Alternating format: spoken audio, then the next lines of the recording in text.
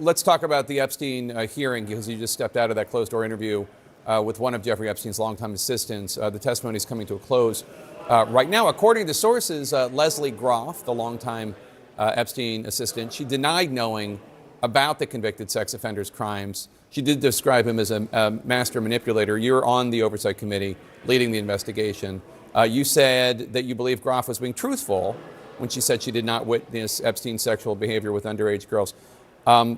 Yet, Groff apparently didn't see anything wrong with scheduling Epstein's massages with young women when he was already a registered sex offender. So can you explain why you think she's being honest about knowing of the crimes? Sure. So she did not witness the sexual activity. She didn't witness it. That's it. That's the only thing I believe that she said truthfully. She tried to deny even knowing Jeffrey Epstein. She said she wouldn't describe that they had a relationship at all. So meanwhile, Jake, Lesley Groff's name is in the Epstein file more than Epstein's name is in there. She's in there 157,916 times, and we're only halfway done with the documents.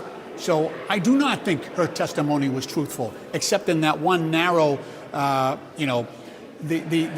massage parlors were like on the fourth floor or third floor of Epstein's, mansion in New York, and Groff's office was on the first floor. So I think she's probably telling the truth about that. She did not witness anything. However, she did refer these young. Now, this was at a time when Epstein is a convicted, registered sex offender. She is still referring young women to give massages to Jeffrey Epstein. So there is complicity there. There's aiding and abetting, the activities of Jeffrey Epstein. So I am not giving her a pass at all. Mm-hmm. Okay. Much of 90% of her testimony was not believable. So tomorrow, the Oversight Committee is going to hear from billionaire and Microsoft co-founder Bill Gates. His ties to Epstein are well documented in the Justice Department's Epstein files. What do you want to learn from Gates? So we think, look, there's a number of business connections there. However, there's also a multi-year relationship between Gates and Jeffrey Epstein.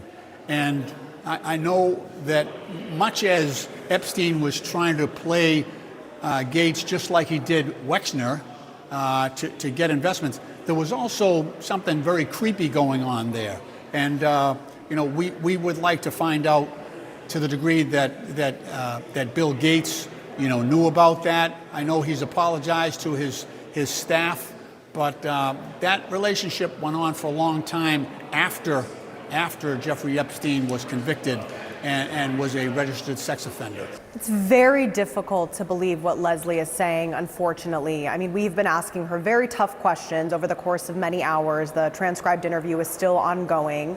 And while she repeats herself over and over again, I think what is so difficult to believe is somebody who is so intimately involved as an executive assistant to somebody for 18 years, to your point, before and for 10 years after he was first convicted in 2008 and got his sweetheart plea deal.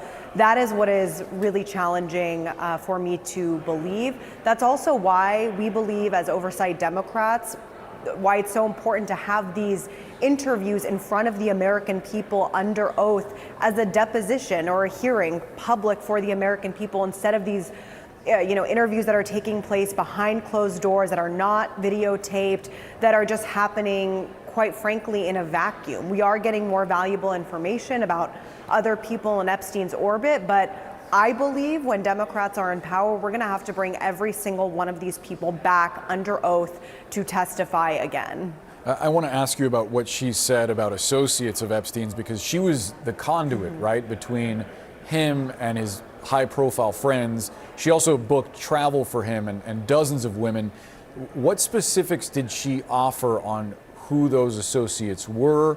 Is there evidence that these women were trafficked to these friends? According to Lesley, she did anything that Jeffrey Epstein directed her to do. She said that he called her every single morning right before 9 a.m. with a laundry list of things to do, described it as crazy or chaotic, and that, she did as she was told. She really, is saying essentially that she was naive, didn't know better, did not think anything of it. She was calling and booking predominantly in New York, is what she says, that she didn't manage most of what happened in Palm Beach or in New Mexico.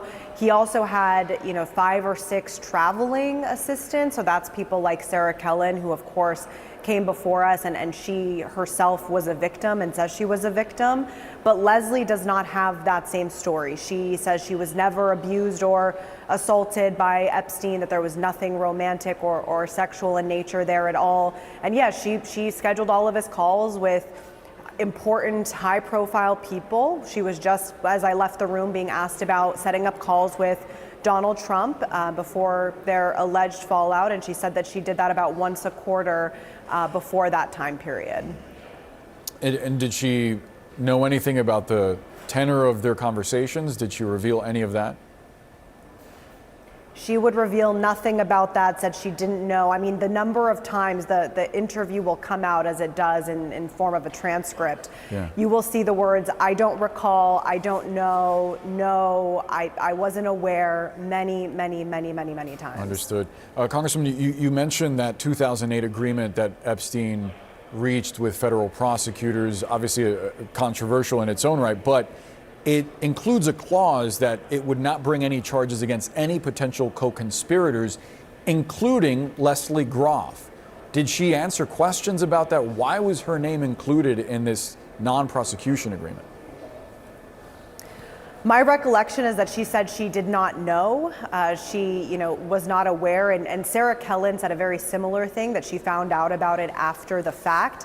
I think there needs to be an independent investigation into this non-prosecution agreement from 2008. I think Alex Acosta, when he came before the committee, made very clear, at least in my view, it was very clear that he was lying and being untruthful. And I think that there are so many questions about that 2008 agreement. Why were these people listed as co-conspirators but then never investigated? Why were federal charges not brought forward? Why has nobody else in relation to Jeffrey Epstein and Ghislaine Maxwell's heinous crimes ever been questioned or properly investigated, let alone prosecuted by the Department of Justice? I believe this is a massive cover-up that the Trump administration has exacerbated, and that is why this investigation is just getting started. Every single one of these people needs to come back before the committee under oath, and we need to actually make sure people are accountable and people go to jail for the crimes that they committed.